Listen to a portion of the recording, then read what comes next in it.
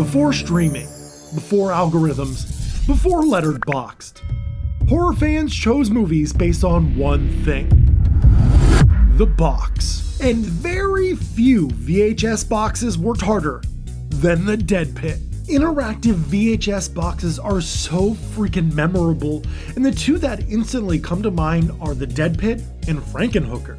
With Frankenhooker, the box would ask if you want a date. Want a date? Going out? Looking for some action? And the Dead Pit's box had these glowing red eyes that lit up like it was possessed. Both were pure gimmicks, both absolutely worked, and both helped turn these movies into cult classics. And if you were one of those lucky weirdos who brought the Dead Pit home, you were introduced to one of the wildest, most colorful, and most ambitious low-budget horror films the late 80s had to offer. So without further ado, let's talk about why the Dead Pit is still worth digging up today. We open at the State Institute for the Mentally Ill. And yeah, that's insensitive, but at least the movie is fully committing to that campy grindhouse vibe right out of the gate. Whatever you're doing to them has to stop. We're introduced to two doctors. One seems to genuinely care about his patients, and the other is basically a lobotomy enthusiast. Like, really into lobotomies. The good doctor has finally had enough with this madness and grabs his revolver, following the literal trail of blood throughout the hospital. The blood leads to a closet because, of course it does. He opens it, and oh, what's this? A secret entrance with a spiral staircase and green lighting. So this is what the hospital's grant money has been going into. Because as we all know, every good hospital has to have a creepy dungeon in the basement, complete with stone slabs, barrels of formaldehyde, and a nice decorative pile of rotting corpses. If that doesn't scream the American healthcare system, I don't know what does. There's a fantastic little exchange where the good doctor says, God, you're a doctor! You're supposed to be saving lives! And that bad doctor replies with, I've done life. Now I'm doing death. I just love it when a movie isn't afraid to be campy. Then we get this absolutely ridiculous moment where the bad doctor makes a man bleed without actually cutting him. The scalpel moves, blood appears, jacket is untouched. Movie magic, baby. The good doctor finally puts a bullet in the bad doctor's head, and we smash cut into this glorious, over-the-top title card with the most tongue-in-cheek, evil laugh imaginable. Chef's kiss. The evil layer gets sealed off, and then, 20 years later, which immediately raises the question, so for 20 years, no one noticed the smell of the rotting bodies in the basement? Yeah, okay. Weird.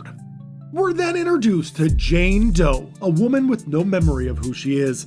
And because this movie has a sense of humor, the solution is obviously, let's just send her to the creepy mental hospital. She is, understandably, not thrilled about that. I don't need therapy. I just need to get out of here. As Jane gets upset, either an earthquake hits or she has some kind of psychic powers which opens the sealed off Dead Pit. The movie never really commits to this. We'll just chalk it up to great timing, I guess. Movie magic, baby. Jane starts yelling things like, People in the cellar need help. The people in the cellar need help. which is never a good sign. And who comes to calm her down? Why, it's our good doctor from earlier, Dr. Swan. And how do you calm down a hysterical woman in an 80s horror movie? Of course, it's drugs. It's always drugs. Meanwhile, surprise, the surgeon is back. And he never really kicked his lobotomy habit. When Jane meets Dr. Swan, she says she doesn't have amnesia. She knows exactly what happened. She was on a table, her head was open, and someone ripped her memories out. Now, the movie isn't being subtle, right? Like, we all know what happened, right?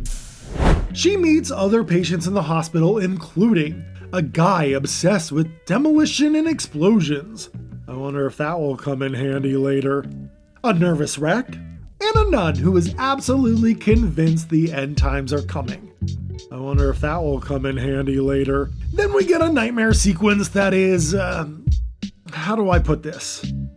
For her, it's definitely a nightmare, but for certain viewers, it might be closer to a wet dream. Yeah. Ooh, seriously, baby, check out that dolly zoom. Yeah. Ooh, that's so good. And if that doesn't grease your gears, some really weird people may like the next part. She gets sprayed with water while wearing a white t-shirt. Yeah, sickos. Now turn that off and show me that dolly zoom again, baby. Ooh, yeah. Back in the real world, nurses and patients are going missing. The zombie surgeon is roaming the halls at night, handing out free lobotomies like they're some kind of government handout. My favorite bit is when he appears at Jane's window and casually says, I'm the head surgeon here. Yeah, that's some good stuff. Eventually, Dr. Swan connects the dots and realizes that the surgeon he killed years ago is the same man who stole Jane's memories, and now he's back from the grave causing absolute chaos. And while the movie takes its time getting there, when it finally goes for it, oh man, it goes for it. Without spoiling too much, we get zombies rising from the dead pit, overrunning the hospital, and the entire film shifts into full-on splatter mode. The practical effects go hard, the tone gets unhinged, and suddenly you're in a full DIY zombie apocalypse territory. It's messy, it's loud, it's ridiculous, and it's an absolute blast. So, what secrets is the mad surgeon hiding? What's his connection to Jane? And can our heroes finally put an end to the dead pit? Whoa. The Dead Pit is the perfect blend of color, absurdness, and cheap yet highly skilled and ambitious vision. This movie fits so perfectly in the 80s and feels like one of the last true gasps of do-it-yourself cinema. Yeah, I know, making movies got easier and easier with the advent of video, but the quality of those movies really took a dip. The Dead Pit looks, sounds, and feels fantastically cheap, yet the talent, ambition, and scope really shines through with every frame. The Dead Pit was directed by Brett Leonard, who at the time was a struggling filmmaker trying to break into the industry. He had moved to LA, wasn't getting anywhere, and then eventually got a call to shoot some pickup action scenes for a movie called Deadlock. That job introduced Brett to a crew that would eventually become the backbone of the Dead Pit. The producer of Deadlock liked his pickup work so much that he was asked to make a zombie movie for only $150,000. Luckily, Brett was friends with Marty Collins, who owned a 35mm camera. Brett convinced him to shoot the movie, and that decision is the reason The Dead Pit looks way better than a $150,000 movie has any right to. The film was shot on location at an old, partially abandoned mental institution in California. One wing wasn't even in use anymore. The paint was peeling, ceilings were decaying. It was basically a horror production designer's wet dream. Other scenes were shot in an actual, in-use psychiatric hospital. So while filming, the cast and crew would just see real patients walking around. Brett even tells of a humorous story about seeing two patients making love in a bush. One couple having sex in a bush. And I can only say that crazy people sometimes have really good sex. And it was like, oh, wow. They were both very talented. Sounds like a wild shoot. The setting does so much of the heavy lifting here.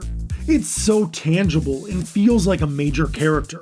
It's a beautiful location and adds so much depth and atmosphere to the final product. And of course, who could forget that the real legacy of the Dead Pit comes from its life on VHS. That interactive box with the glowing red eyes turned this movie into a video store icon. Even people who never rented it remember seeing it. And that's the magic of this era. Brett has said that to make your first movie, you need all the help from your friends that you can get. It's so hard to make a crappy movie, it's even harder to make a good one.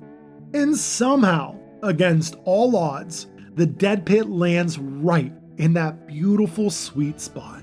In the 80s, horror was loud, it was colorful, and it was completely unhinged. And the Dead Pit is proof that sometimes ambition matters more than money. That's all I have for tonight. So thank you all so much for watching. And stay spooky, everyone.